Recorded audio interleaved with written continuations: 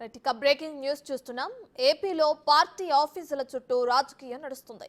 అధికారాన్ని అడ్డుపెట్టుకుని వైసీపీ రాజ్య ప్రసాదాలను తొలపించేలా పార్టీ భవనాలు నిర్మించారని టీడీపీ ఆరోపిస్తుంది. అనుమతులు లేకుండా అడ్డగోలుగా టీడీపీ భవనాల నిర్మాణాలు చేసినట్లు వైసీపీ అభియోగాలు మోపుతుంది.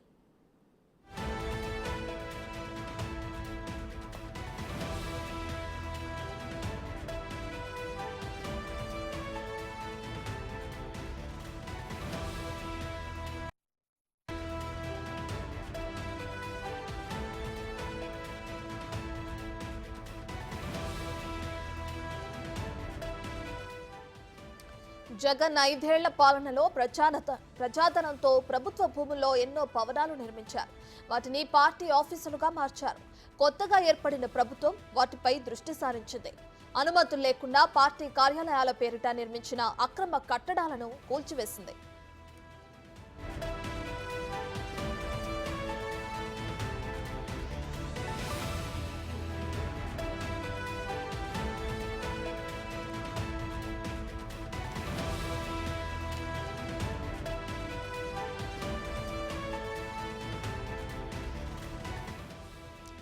తాడేపల్లిలో నిర్మాణం పూర్తి కావచ్చిన బిల్డింగ్ ను కూల్చేసిన నేపథ్యంలో మిగతా జిల్లాల్లోని వైసీపీ కార్యాలయాలకు నోటీసులు ఇస్తున్నారు.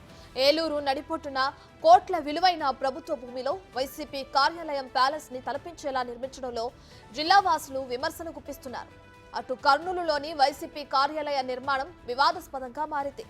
చిత్తూరు జిల్లా కంకవరంలో శ్రీలంక కాలనీ వాసులకు కేటాయించిన స్థలంలో దౌర్జన్యంగా పార్టీ ఆఫీసును నిర్మించారు. అటు మచిలీపట్నంలో 2 ఎకరాల్లో స్థలం కేటాయించారనే ఆరోపణలు వస్తున్నాయి.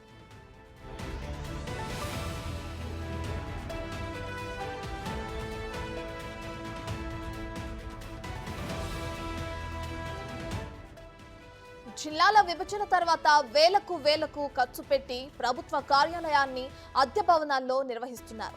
ఈ క్రమంలో వైసీపీ కార్యాలయాలు మాత్రం ప్రభుత్వ భూముల్లోనే దర్జాగా కట్టుకోవడంపై ప్రజలు తీవ్రంగా మండిపడుతున్నారు.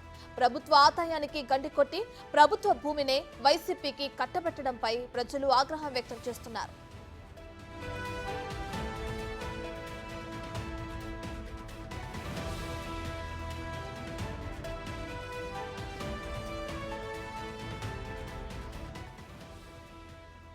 అధికారాన్ని అడ్డుపెట్టుకుని వైసీపీ రాజు ప్రసాదాలను తలపించేలా పార్టీ భవనాలను నిర్మించారని అటు టీడీపీ నేతలు ఆరోపిస్తున్నారు. దానికి సంబంధించి ఇప్పటికే మనం వైజాగ్ లో ఋషికొండ పైన ఏ విధంగా అయితే భవనాలను నిర్మించారో కూడా ఇంతకు ముందే చూసాం. అయితే దీనికి అనుమతులు లేకుండానే అడ్డగోలుగా నిర్మించారు భవనాలని, పార్టీ కార్యాలయాలని వైసీపీ నేతలని చెప్పి కూడా టీడీపీ ఆరోపిస్తుంది. అటు టీడీపీ కూడా సేమ్ అట్లాగే అనుమతులు లేకుండా భవనాలు నిర్మాణాలు చేపట్టినట్లు కూడా వైసీపీ కూడా అభియోగాలు మోపుతుంది. రైట్, ఇక ఏదేమైనప్పటికీ అటు టీడీపీ నేతలైతే జగన్ 5 ఏళ్ల పాలనలో ప్రజాధనంతో ప్రభుత్వ భూముల్లో ఎన్నో భవనాలు నిర్మించారని, వాటిని పార్టీ ఆఫీసులుగా కూడా మార్చుకుని ఉపయోగిస్తున్నారని కూడా టీడీపీ నేతలు ఆరోపిస్తున్నారు. దానికి సంబంధించి ప్రూఫ్స్ కూడా చూపిస్తున్నారు.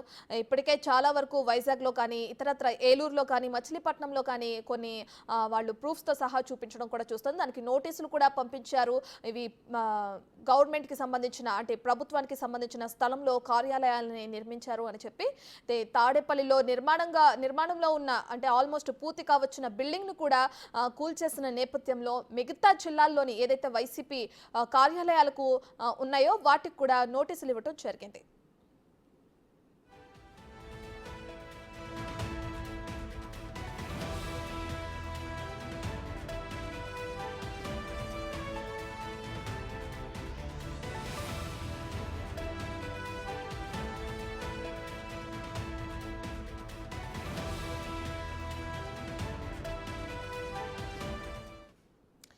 ఇదే అంశానికి సంబంధించి మరింత సమాచారాన్ని మా ప్రతినిధి రాజు వైజాగ్ నుండి లైవ్ లో అందిస్తారు.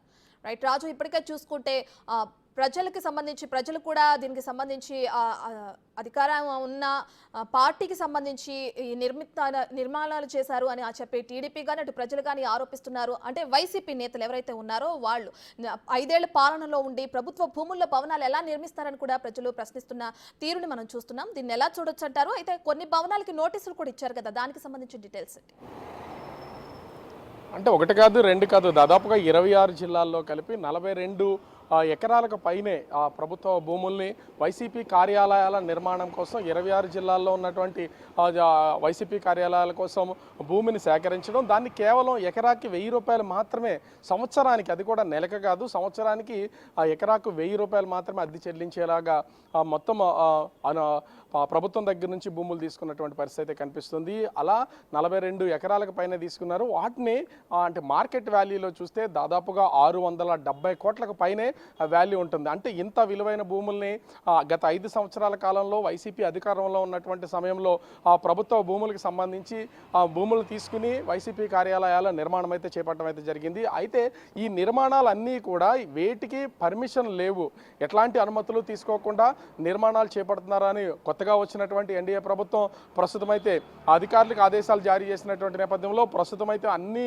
కార్యాలయాలకు దాదాపుగా ఇప్పటికే మంగళగిరిలో ఉన్నటువంటి వైసీపీ కార్యాలయాన్ని పూర్తి స్థాయిలో కూల్చివేసినటువంటి పరిస్థితి మనం చూసాం. అదేవిధంగా విశాఖపట్నం అనకాపల్లికి సంబంధించి మొదటి రోజే ఈ కార్యాలయాలకు సంబంధించి నోటీసులు ఇచ్చినటువంటి పరిస్థితి కనిపిస్తుంది. అదేవిధంగా రాష్ట్ర వ్యాప్తంగా ఉన్నటువంటి అన్ని వైసీపీ కార్యాలయాలకి ఇప్పటికీ నోటీసులు సర్వ్ చేస్తున్నారు. కొన్ని కార్యాలయాల్లో అనుమతులు ఉన్నాయా లేవా అనే దాని మీద విచారించి నోటీసులు జారీ చేస్తున్నటువంటి పరిస్థితి కనిపిస్తుంది. ముఖ్యంగా చూస్తే 33 సంవత్సరాలకి లీజుకి తీసుకున్నటువంటి ఈ ప్రభుత్వ భూములకు సంబంధించి ఇప్పటికే దాదాపుగా అన్ని వైసీపీ కార్యాలయాలు నిర్మాణాలు పూర్తయినాయి. చివరిలో ఇంటీరియర్ పెయింటింగ్ చేస్తున్నటువంటి పరిస్థితి ఉంది. మరి కొద్ది రోజుల్లో వాటిని ప్రారంభోత్సవాలు కూడా చేసే అవకాశం అయితే కనిపిస్తుంది. ఈ నేపథ్యంలో ఆ నిర్మాణాలు చేపట్టడానికి ఏ విధమైనటువంటి అనుమతులు తీసుకోలేదు. అటు మున్సిపాలిటీల దగ్గర కానీ కార్పొరేషన్ల దగ్గర కానీ ఎట్లాంటి అనుమతులు తీసుకోకుండా నిర్మాణాలు చేపడుతున్నారంటూ ప్రభుత్వ అధికారులు ఇప్పుడైతే నోటీసులు జారీ చేస్తున్నటువంటి పరిస్థితి ఉంది.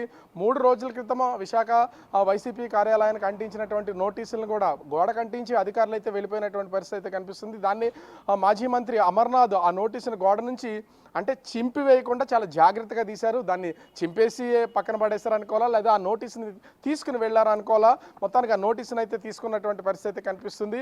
అలా అన్ని జిల్లాలకు సంబంధించినటువంటి వైసీపీ కార్యాలయాలకు ప్రస్తుతం అయితే నోటీసులు ఇస్తున్నటువంటి పరిస్థితి కనిపిస్తుంది. అయితే అటు వైసీపీ నుంచి టీడీపీ నుంచి కూడా 2 పార్టీల నుంచి ఆరోపణలు ప్రత్యారోపణలు అయితే కొనసాగుతున్నటువంటి పరిస్థితి ఉంది. ఇప్పటికే అధికార పార్టీకి సంబంధించినటువంటి కూటమి ప్రభుత్వంలోని కొంతమంది నాయకులు అధికారులు కూడా ఖచ్చితంగా అనుమతులు లేకుండా ఈ నిర్మాణాలు అయితే చేపట్టారు. సంవత్సరానికి ఒక ఎకరాకు 1000 రూపాయలు అంటే దాదాపుగా 1.5 ఎకరం నుంచి 2 ఎకరాల మధ్యన ప్రతి వైసీపీ కార్యాలయ నిర్మాణానికి భూమిని అయితే తీసుకున్నటువంటి పరిస్థితి ఉంది. సంవత్సరానికి 2000 రూపాయలు కేవలం అద్దె చెల్లిస్తూ ఈ భారీ భవనాల నిర్మాణం చేపట్టారంటూ ఇప్పటికే టీడీపీకి సంబంధించినటువంటి నాయకులు విమర్శలు చేస్తున్నటువంటి పరిస్థితి ఉంది. అంటే ప్రజాధనానికి సంబంధించి ప్రభుత్వ ఆస్తుల భూములన్నింటినీ కూడా వీళ్ళు తీసుకుని ఈ విధమైనటువంటి భారీ ప్యాలెస్లు భవనాలు నిర్మాణం చేస్తున్నారని ఇప్పటికే టీడీపీ ఆరోపణ చేస్తున్నటువంటి పరిస్థితి ఉంది. మరోపక్క వైసీపీ నుంచి కూడా ఆరోపణలకి ఎదురుదాడి అయితే మొదలైనటువంటి పరిస్థితి ఉంది. 2014 నుంచి 19 వరకు టీడీపీ అధికారంలో ఉన్నప్పుడు కూడా కేవలం సంవత్సరానికి 1000 రూపాయల అద్దె ప్రాతిపదికన 99 సంవత్సరాలకి లీజుకి తీసుకుని ఆ ప్రభుత్వ భూముల్లో టీడీపీ కార్యాలయాలు అయితే నిర్మాణం చేపట్టారని అటు వైసీపీ కూడా దాడి చేస్తున్నటువంటి పరిస్థితి ఉంది. అంటే టీడీపీ వైసీపీల మధ్యన జరుగుతున్నటువంటి ఈ దాడి రాష్ట్ర వ్యాప్తంగా కొనసాగుతున్నటువంటి పరిస్థితి కనిపిస్తుంది. ఇది ఎక్కడ చూసినా కూడా అటు వైసీపీ తీసుకున్నా లేదా టీడీపీ తీసుకున్నా కూడా కేవలం అది ప్రజలకు సంబంధించినటువంటి ఆస్తులు, ప్రభుత్వ భూమి అంటే ప్రజలకు సంబంధించినటువంటి భూమి. ఇప్పుడు వైసీపీ మీద చేస్తున్నటువంటి ఆరోపణలో దాదాపుగా 670 కోట్ల రూపాయలు విలువైనటువంటి అత్యంత ఇంపార్టెంట్ ఉన్నటువంటి ప్లేసెస్లో ఉన్న ఈ వైసీపీ కార్యాలయాలకు సంబంధించి ఇంత వాల్యూ అయిన భూముల్ని ఎలా తీసుకుంటారు, ఇన్ని సంవత్సరాలకి లీజు కానీ వీళ్ళ ఏ విధమైనటువంటి జీవోలు ఇష్యూ చేస్తారని టీడీపీలో ఉన్నటువంటి నాయకులైతే ఆరోపణలు చేస్తున్నటువంటి పరిస్థితి ఉంది. అటు విశాఖకు సంబంధించినటువంటి జనసేన నాయకులైతే టీడీపీ అటు విశాఖ అదేవిధంగా అనకాపల్లి కార్యాలయాలు ఇప్పటికే పూర్తయినటువంటి నేపథ్యంలో ఈ అక్రమ నిర్మాణాలు అటు జీవీఎంసీ అదేవిధంగా జిల్లా కలెక్టర్ ఈ రెండింటినీ పర్యవేక్షిస్తారు. కానీ రెండింటి దగ్గర నుంచి ఎట్లాంటి అనుమతులు లేవు. కేవలం వీళ్ళు విఎంఆర్డీఏ నుంచి అనుమతులు తీసుకుని కలెక్టర్ త్వరితగతిన ఈ ఫైళ్ళన్నీ మూవ్ చేసే ప్రయత్నం అయితే చేసి వాటిని పర్మిషన్లు ఇచ్చే ప్రయత్నం అయితే చేశారు. ఖచ్చితంగా ఇవి అనధికారిక బిల్డింగ్స్, ఎట్లాంటి అనుమతులు లేకుండా నిర్మాణాలు చేపట్టారు కాబట్టి ఈ 2 బిల్డింగ్ని తక్షణమే కూల్చివేయాలంటూ ఆందోళన చేస్తున్నటువంటి పరిస్థితి ఉంది. ఇప్పటికే అటు సిఎస్ కూడా దీని మీద ఫిర్యాదు చేస్తున్నటువంటి పరిస్థితి కనిపిస్తుంది. ఇదే విధానం అటు నిన్న రాజమండ్రి కానీ